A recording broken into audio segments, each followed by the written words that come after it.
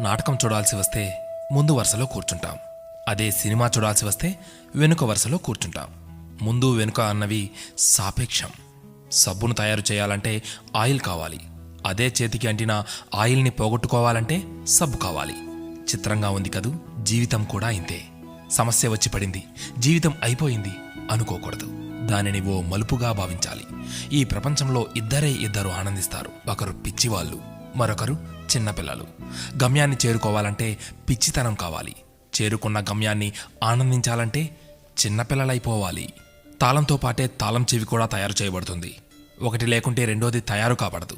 అలాగే పరిష్కారం లేకుండా సమస్య కూడా రాదు. తోటా కంటే శక్తివంతమైనది మాట. ఒక్క మాటతో సంబంధం తెంచేసుకోవచ్చు. ఒకే మాటతో లేని బంధాన్ని పెంచేసుకోవచ్చు కూడా. మనిషి సమాజంలో సూదిలా బ్రతకాలి కానీ కత్తెరలా కాదు.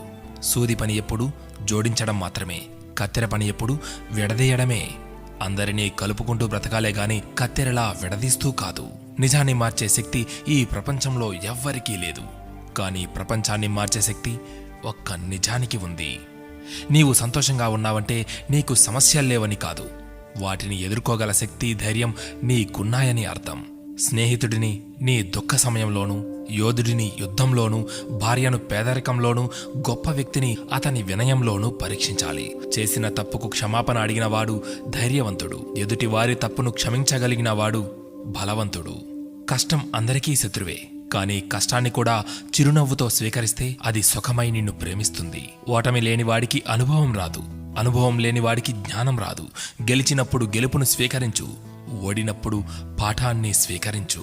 ఓడిపోయి విశ్రాంతి తీసుకుంటున్నప్పుడు ఆ ఓటమి నేర్పిన పాఠాన్ని చదువుకో. నీవే గెలుస్తావు. ఎవరికైనా ఉండేది రోజుకు 24 గంటలు మాత్రమే. గెలిచేవాడు ఆ 24 గంటలు కష్టపడుతుంటాడు. ఓడేవాడు ఆ 24 గంటలు ఎలా కష్టపడాలా అని ఆలోచిస్తుంటాడు. అంతే తేడా. గెలవాలన్న తపన, గెలవగలను అన్న నమ్మకం, నిరంతర సాధన, ఈ మూడే నిన్ను గెలుపుకు దగ్గర చేసే సాధనాలు. నేను గెలవటంలో ఓడిపోవచ్చు, కానీ ప్రయత్నించడంలో గెలుస్తున్నాను. ప్రయత్నిస్తూ గెలుస్తాను, గెలిచి తీరుతాను. స్వయం కృషితో పైకొచ్చిన వారికి ఆత్మవిశ్వాసం ఉంటుంది గాని అహంకారం ఉండదు. ఏమంటారు?